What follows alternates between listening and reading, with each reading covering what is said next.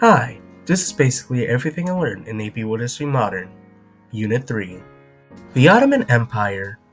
The three main things that Unit 3 talks about are how empires expand using things like gunpowder weapons, their government style, and also how those governments obtain money.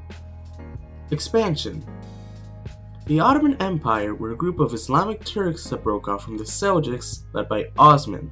They had settled into Anatolia, where they had expanded into the Balkan Peninsula, the Middle East, North Africa, and the Byzantine Empire. They had conquered Constantinople, the Byzantine capital. They had accomplished this feat by using a lot of cannons and then renamed it Istanbul. They had established themselves, like many other large empires during this time period, by using gunpowders, cannons, and armed trade. Military. Most empires of this period had infantry, which were foot soldiers, cavalry, which were horse soldiers, navy, which were sea soldiers, and artillery, which were really big weapons, such as cannons and ballistas. The Ottomans had a good cavalry because they had a history of pastoral nomadism. Janissaries. Janissaries were the Ottoman military elite. Different branches a janissary could be in were artillery, navy, archery, engineering, art, and music. Art and music janissaries helped to legitimize the current Sultan's rule. Janissaries were conscripted through a system called the Devshirme, where Christian boys living in Ottoman land could be forced to join the janissaries. These conscripts were then sent to new families and learned to become faithful Muslims, and in the palace school they learned how to do what branch they were good at. Good and loyal janissaries could have the ability to join high places in the government, such as the vizier, which was the royal advisor. Administration. Bureaucratic elites and military professionals became commonplace among rulers during the second period, as it was safe for them to just pay them. The Sultan was a Turkish ruler, and in the Ottoman Empire, they were an absolute monarch. Government at the local level was based on what religion the city followed. For example, Islamic cities had a Qadi. Non-Muslim states, mostly Christianity and Judaism, were tributary and were also ruled by a priest or rabbi. Rulers used religion, art, and monumental architecture to legitimize their rule. The Sultan of the Ottoman Empire took control of the landmass to Mecca to make the Islamic people happier. Money gathering. Rulers during the second period mainly gathered money via tribute collection, tax farming, or innovative tax collection. The Ottoman Empire used tax farming, which was auctioning off the rights to collect taxes to a local elite, who was then called a farmer. The money the farmer pays up front is what the government uses. The farmer can then overtax the people in order to make their money back and then some more.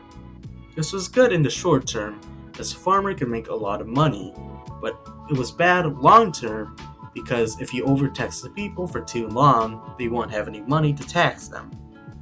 This system replaced the tamars, which was like feudalism, where people who were soldiers received land and then they could tax the people that lived on that land however they wanted. Patriarchy. Alone, Islam wasn't patriarchal. However, it was when combined with the Mediterranean culture, like in the Ottoman Empire. Despite this, some women under the Ottoman Empire had some sort of power. The harem was a group of the Sultan's wives and concubines, and also their mother who was just there to watch over the harem. The harem could make decisions while there was a new Sultan and they were still not very good at it. The eunuchs were castrated men who guarded the Sultan's harem. Social nobility was the ability to move between different social classes. Like the Ottoman Empire had social mobility, like their janissaries and their harem. The Safavids and Mughals. Safavids. The Safavids were Turkish, but they had a Persian influence because they had conquered the Persians. The Safavids' weapons of choice were bows and arrows over gunpowder. This, however, changed after they got beat up by the Ottomans using their gunpowder weapons. During the second period, states fought due to political and religious reasons. The Safavids and Ottomans fought over political reasons, which was that they wanted to control territory over the Silk Roads. This, however, intensified the split between Sunni and Shia Islam. The Safavids were Shia Muslims, while the Ottomans were Sunni Muslims. Sunni Muslims wanted wealthy Mecca families to choose who would take control after Muhammad died, while Shia Muslims wanted Muhammad's closest relative to take over. Administration. Twelver Shi'ism is the belief that at one time there were 12 infallible imams, which were Muslim rulers. One day, one of them disappeared. The founder of Safavid claimed to be the missing imam. This, alongside building large, grand architecture or monumental architecture and art, helped to legitimize their rule. Also, Sunni Muslims were illegal here, worsening the relations between the Safavid Empire and the Ottoman Empire. Battle of Chaldiran. The Battle of Chaldiran was a battle that convinced the Safavids to use gunpowder weapons because the Ottomans beat them. It happened because the Ottomans and Safavids tried to expand into the same area, causing political disputes and intensifying the split between the Sunni and the Shia. The Ottomans, after winning, however, didn't take any Safavid land because they were too large, so they couldn't reasonably control it. The Ottomans, however, did take over Arabia and Egypt. Mughals. The Mughals were Turkish Sunnis who took over northern India from the Delhi Sultanate and also parts of southern India. They won against the Delhi Sultanate because they had gunpowder weapons. Administration. The Mughals had an absolute monarchy that needed a bureaucracy. The Turks were at the top of the bureaucracy, however lower province and local levels could have natives working at them. However, they did have to convert to Islam. Legitimization. It was hard for the Mughals to legitimize their rule because they had a different culture and ethnicity from the natives, unlike the Ottomans and Safavids. They legitimized their rule by building shrines to Hindu deities and building monumental architecture, such as the Taj Mahal. The Taj Mahal was built by the Sultan for his wife as a mausoleum and also as a mosque. The Taj Mahal was so big that the empire became broke because of it. Religion. Under the Mughal Empire, religions that were not Islam switched between being tolerated and being discriminated against. One indicator of whether it was being tolerated was the jizya tax. For example, Akbar, who was one of the best Mughal leaders, tolerated other religions, and they had no jizya tax under his rule. However, his grandson reinstalled the jizya tax, and was not known for being tolerant of other religions. However, this person was the son of the person who made the Taj Mahal, so perhaps they just reinstated it to get more money. Akbar tried to create a religion called Sikhism, which was a combination of Hinduism and Islam. Also, the Mughals were patriarchal and had no navy because they didn't have to worry about that, and also, everyone during this period loves miniature paintings. Period 2 China. Ming Dynasty. The Ming Dynasty actually started in the first period and they took over from the Mongols. Expansion. Imperial expansion relied on gunpowder, cannons, and armed trade during this period. Gunpowder helped the Ming Dynasty expand westward. Administration. Ming China did as the Song Dynasty did, and the civil service exam came back. The Ming Emperor wanted to re-centralize the government for power purposes, so they formed the Mandarins. The Mandarins were scholar bureaucrats who went to provinces to make sure that they were following directions. The eunuchs were also part of the Chinese government during this time. They were more loyal to the emperor because as they were castrated, they couldn't have families. They conflicted with the scholar bureaucrats because they were both close to the emperor. Beijing became the new Chinese capital. It was located near the Mongols for easier supervising and so they could have more military near them. The emperor was the son of heaven, which helped them have an absolute monarchy, along with Confucianism and certain monumental architectures. People wore clothes to show their social standing, and so people would know which right to do with them. The Forbidden City was the Beijing Palace Complex, and was an example of monumental architecture. Also, water features were prominent in Chinese architecture because of the Taoist influence. Ming Fall. The Ming fell due to famine, lack of government income because everyone was too broke to pay taxes, peasant and military revolts, pirates, and the Manchu. Belief systems. Confucianism was still the main philosophy. For religions, there was Buddhism, Taoism, Islam, and Christianity. However, Christianity was still new, and there were only just missionaries and a few people. Qing Dynasty. The Qing Dynasty was led by the nomadic Manchus. They ended the peasant military rebellion, but they then took over China. Military. The Manchu military was mostly composed of horses and archery because they were nomads. The Manchu military already had some Han Chinese when they had arrived to China. This was because they left during the Ming Dynasty's reign. These Han Chinese brought gunpowder and also brought guns from the Europeans. Administration. A court is a group that is close to the ruler. The Qing Chinese had an outer and inner court. The Han Chinese could not be in the inner court, but they could work for the outer court and other levels of government. However, they had to be highly supervised because the Qing did not trust them. Belief systems. The Qing dynasty had a hierarchy and was patriarchal. Foot binding came back, but also peasant girls were bound to this. Social mobility did exist here though. The Manchu peoples became the elite race, and they did not mix with the Chinese. Chinese men had to get the Manchu-style haircut called the Q in order to show their submission. Conservatism was the ideology that things should not change. China closed. Tokugawa Japan. Before the Tokugawa dynasty, Japan had a feudal system. There was an emperor, but they didn't have any real power. In place of this, there was a shogun who was a military general, and there was only one of them at a time.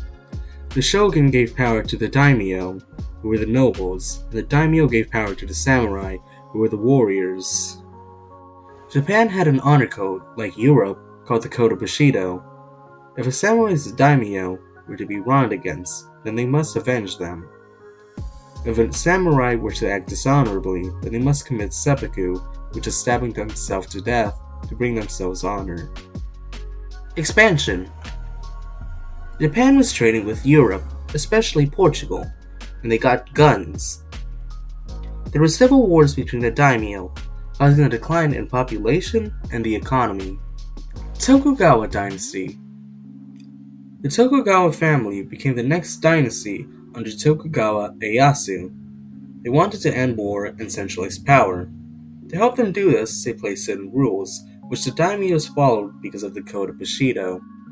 One such rule was the policy of alternate attendance, which stated that daimyos had to live in Edo every alternating year. In years that the daimyos went back to their own land, their families had to stay in Edo. Also, if children of daimyo wanted to marry, they had to get permission from the shogun in order to prevent alliances. And if daimyo wanted to renovate, they had to get permission. This showed respect. The shogun also outlawed guns in order to make it harder to overthrow him.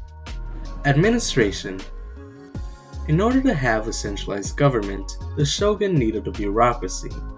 The samurai also did not like a centralized government because they lost power in that system. In order to solve both problems, the shogun made the samurai the bureaucrats. Some samurai did not like this because they still wanted to be warriors. The shogun also started directly taxing people. This made the daimyo become poor, lessening their power. A ronin was a samurai without a master. Period 2 Europe. Expansion. European kingdoms kept fighting due to their proximity to each other. So in order to outdo each other, they kept getting better and deadlier weapons. Most European expansion during this period was done overseas, such as the Americas. Marriage alliances were where royals married off their children, to become allied with another kingdom. This happened enough that inbreeding started happening because they were all related to each other. Certain kingdoms got resources from their colonies, and then they used those resources to get a bureaucracy. The Church, in this instance, refers to the Roman Catholic Church, led by the Pope. They lost power due to the king's rising power. The Code of Chivalry says to follow the king's rules. Louis XIV built a big palace called Versailles that had apartments that each of the nobles had to live in, allowing Louis to surveil and control them better. The French king got to choose the French bishops because they made an agreement with the Roman Catholic Church where they gave the Pope and the Church money. An assembly in politics is a representative body. The kings kept them from having power by having them never meet so they couldn't do anything. The three governmental functions were making laws, enforcing laws, and punishing lawbreakers. A monarch was all three. Administration.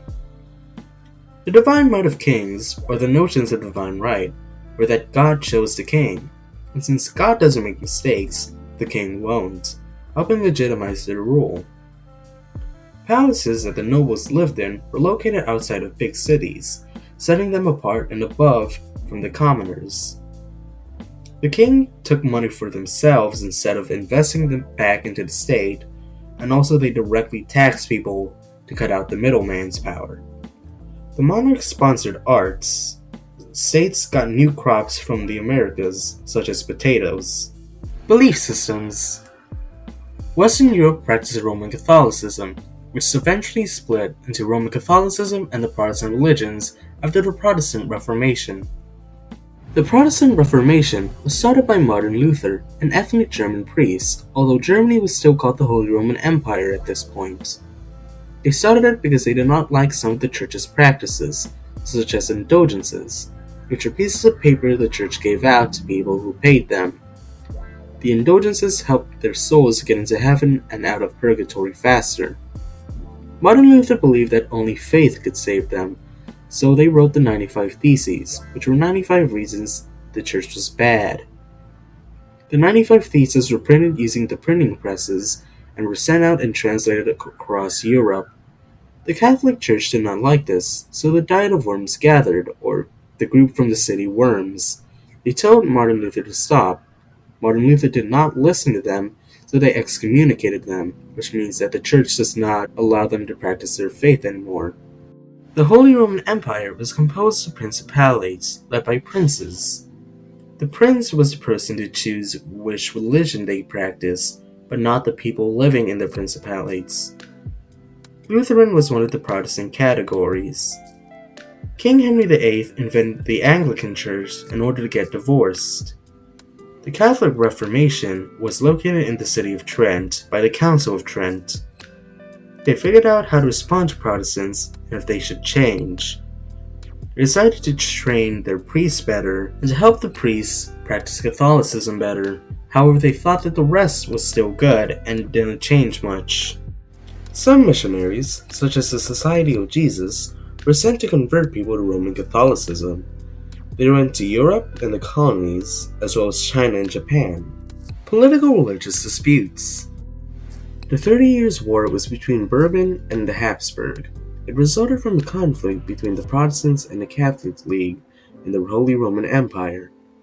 Sweden and France, who were Catholics, sided with the Protestant Bourbons, despite the Habsburgs being Catholics.